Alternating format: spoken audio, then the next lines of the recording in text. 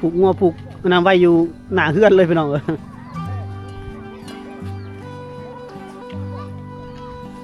นี่ร้านน้อยโรงเรียนมีเนาะหมู่บ้านหาเบิ่งได้ยากได้พี่น้องโอ้ยังมีการลิ้นอีกเนาะเอาย่างไปพุ่นย่างพุ่นเลย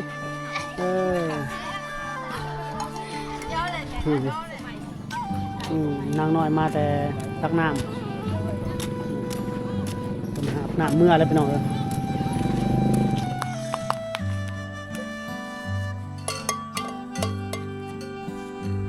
คนกับควายเนาะโอ้แสดงว่าเคยเลี้ยงตะดนเลยเจ้าก็ได้ไปเลี้ยงกันบ่เลี้ยงกันบ่โอ้ไอ้แกะออกหน่อยเนาะกระโหลกมันนี่เนาะคุณแกะออกได้กระโหลกมันพี่น้องเอาพี่น้องตอนนี้เขาก็พบเพื่อนนายดองเนาะ ก็เป็นญาติของน้องไผ่เป็นพี่น้องของน้องไผ่กับเพิ่นเอิ้นกินข้าวบัดฮีดของกระเจ้าผัดมายามเฮือนยามซานต้องกินข้าวกินน้ำก่อนบ่ได้หลายกินน้ำซาก็ยังดียังหลายหลังอยู่นี่ตะดองใหญ่อีกนี่ ยังหลายหลังอยู่อ้าวตอนนี้ยังตะดองใหญ่อีกเฮือนยัง 2-3 หลังเฮือนตะดองเฮือนนายดองเฮือนอันนั้นดองใหญ่เลยแหละเฮือนเพิ่นก็บ่มีไฟฟ้าได้หมู่บ้านเนาะเพิ่นก็ใช้โซลาร์เซลล์เอาพุ่นกับสากหม้อไฟบ่ตอนนั้นสากหม้อไฟเนาะไปไตตารางนอนดินเพิ่นก็ตรงนี้ก็เป็นบนนอนบนเสาเพิ่นไปสิเลยลูกสาวไปเลยบ่ปลาบ่วางนั่นนะเราหลักอายเพิ่นก็ถือผีพี่น้องถือผีหมดละทั้งเป็นบนอยู่บนนอนมีโอกาสก่อนจังเข้ามานอนอยู่บ้านชมเจ้านะมานอนตื่นเช้ามาแล้วถ่ายบรรยากาศยามเช้าๆบ่มีดองบ่ช่วงนี้บ่มีเนาะดองก็เปิดตู้แล้วแถวนี้เนาะใครสิฮ้อแล้วมันเขาหุดเขานี่เขาสิเฮ็ดดองเฮ็ดงานแล้วมันก็มันก็เนาะบ่ได้ซื้อไปเลยขึ้นมาเฮือนตะดองเพิ่นก็แม่นเลยค่ะให้กินข้าวกินน้ำก่อนพี่น้องเพิ่นลวกมีแล้วก็มีไม้ต้มน้ำมันต้มข้าวน้ำร้อนเอามากินข้าวนำกันมากินข้าวนำกันมากินรถกันไอ้เด้ไอ้ฮีด12 ของ 14ต้องได้กินได้ข้าวมาขึ้นเฮือนเพิ่นลงมาแต่เฮือนเพิ่นแล้วเพิ่นซื้อน้ำหวานได้กินนี่ได้กินน้ำหวานว่าบ่กินกระดองเพิ่นแกะแล้วก็จำเป็นได้กินแล้วเฮือนดองพี่น้องทีนี้ก็แม่นในหลังเลยค่ะแม่นเพิ่นตำข้าวเลยค่ะเอ้าอันนั้นก็ปบสำยานไปจังเนาะนี่ตัวนี้ก็แม่นเฮือนดองแม่นบ่เฮือนดองเฮือนอันทางน้องไผบ่สิพาเที่ยว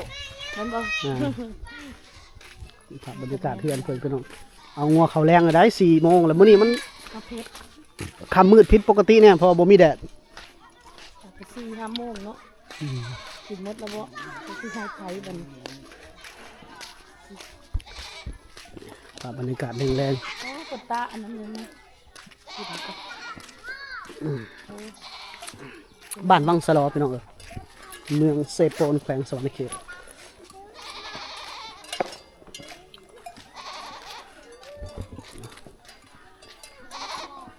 ภาพบรรยากาศยามแรงๆพี่น้องบ้านวังสะลอเมืองเซโปนแขวงสวรรณเขตเนาะหมู่บ้านในชนบทพี่น้องบ่มีไฟฟ้าเด้อยามแรงๆเพิ่นผูกงัวไว้แล้วพี่น้องปลูกงัวเขาแรงแล้วเนาะไปคำยำแรงแล้วเนาะ4 โมงปกติก็มันก็บ่ได้คำเราในคุ้มฟ้าขึ้นฝน4 โมงก็ถือว่าแถวนี้เพิ่นอยากเฮ็ดเวียกยังแล้วเมื่อไรได้พี่น้องนี่กิจกรรมงัวเพิ่นก็ผูกอยู่หน้าเฮือนเนาะบ้านใหญ่เติบพี่น้องแต่ว่าบ่มีไฟฟ้าเนาะเส้นทางเขามาก็ได้แล้วประมาณ10 กิโลจากทางดำเข้ามาเนาะดูกันน้ำแรงให้พี่น้องได้เบิ่ง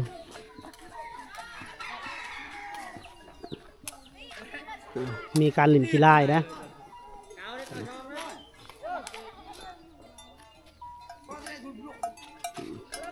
งัวผูก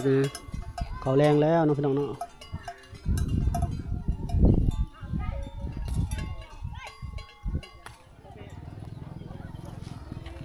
ผูกงัวผูกน้ำไว้อยู่หน้าเฮือนเลยพี่น้องเอ้ย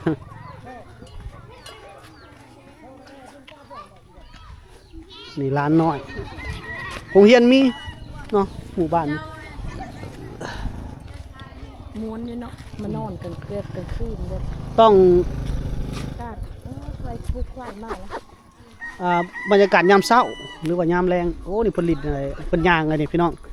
อันนี้บ่เคยมีเลยได้นี่เนาะ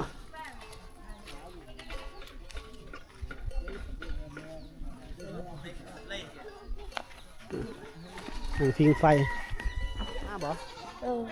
นี่เห็นรถเราดิ ดองนี้เฮือนดองเฮือนกระดองนี้ เรื่องงูไปเรียกงู อ๋อโดยโอ้พิงไฟยามหนาวเลยเนาะพี่น้องเอ้ย หนาวดิ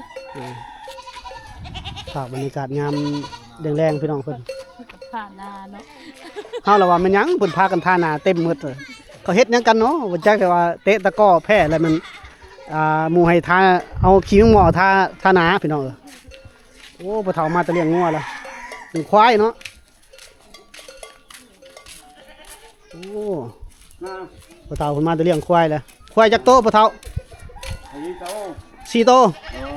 ว้าโตได้ควาย4โตนี่ก็แพงได้ตัวหนึงก็เนาะ โอ้แพงไงโอ้แพงคนนั้นล็อกไปจอย หญ้าคือว่าหญ้าหลายอยู่อะคือมันจ่อย นี่เลี้ยงอยู่ดินนี่ โอ้ ดินจีน โดย ไม่จีน ครับบรรยากาศพอเฒ่าเพิ่นมาแตะเลี้ยงควายพี่น้องควาย4โตเพิ่นว่าไล่ควายเขาแรงเนาะนี่แหละพี่น้องลูกสาวบ่นี่นางน้อยหลานสาวนางน้อยซื้อได้เนาะนางน้อยเนาะ โอ้เขาแรงอยู่พี่ละแต่เป็นยังตาเนาะเวลาคอยคำยามแรงพี่น้องเอ้ยงัวควายกำลังเขาแรงคุณวะ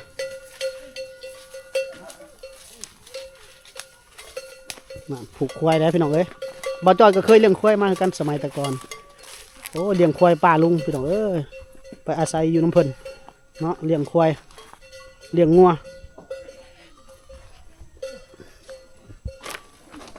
โอ้หนังหน่อยเพิ่นควายเจ้าบ่น้องน้อย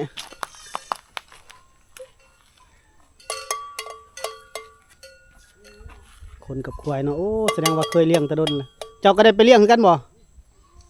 เลี้ยงกันบ่โอ้ไอ้แกะออกหน่อยเนาะกระโหลงมันนี่เนาะคุณแกะออกได้กระโหลงมันพี่น้องคือแกะออกคือบ่แคนไว้อย่ามันดังบ่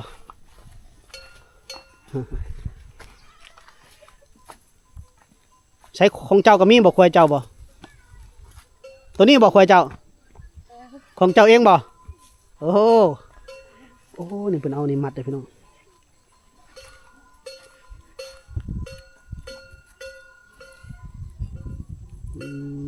ควายเจ้าเนาะตัวนี้เนาะ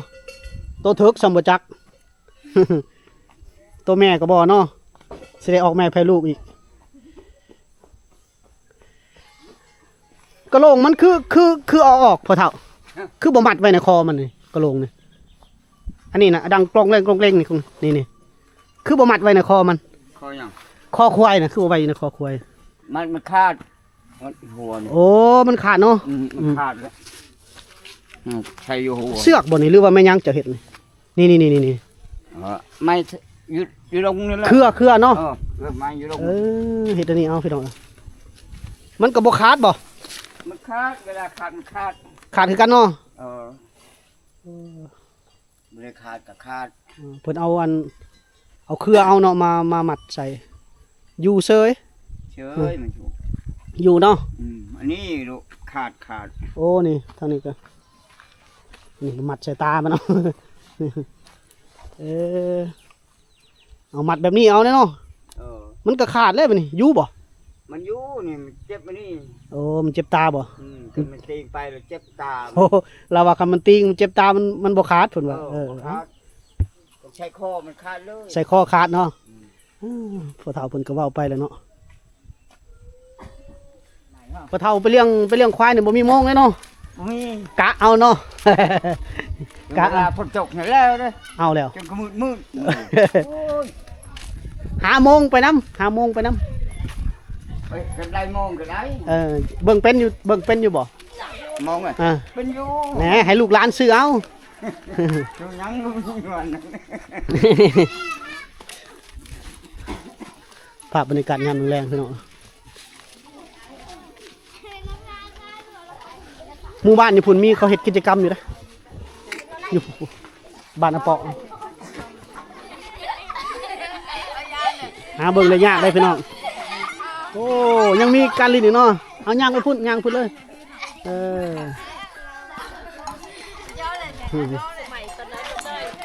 ตู้จะสิย้อนยุคไปฮอดไซเนาะนี่เนาะขี่อ้อมมาพี่เลยเบาห้ำขี่มาพี่เลย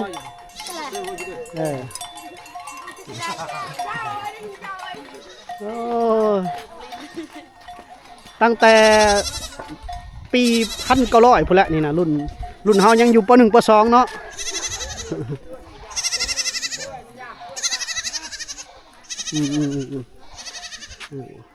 มาตั้งพี่อีกบาทนี่ยังลิ้นอยู่ได้พี่น้องเอ้ยจุนาย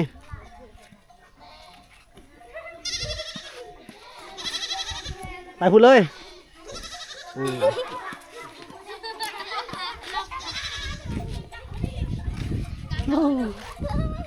เป็นเกินมันยังวะเขาก็บ่จักคือกัน โยงเย่ง ยงเย่งบ่ โยงเย่ง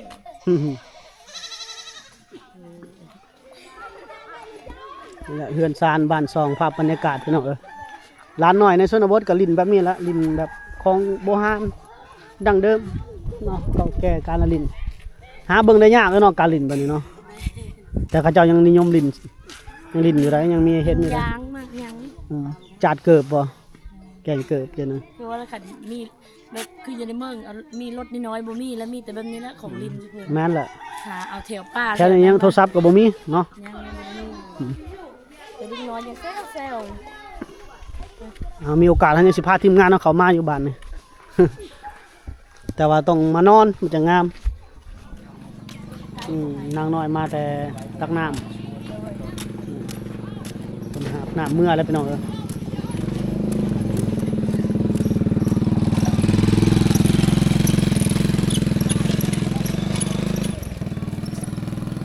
ำหำในเมื่อแล้วยามแรงโอเคพี่น้องเนาะกะบ้านนี่เขาก็เลาะส้มประมาณหนึ่งพี่น้องแต่ว่ากิจกรรมยังโบราณปานใดมึงเนื่องจากเขาเข้ามาคำโพดเนาะแล้วเขาก็ขึ้นแวเฮือนดองซองหลังคาเฮือน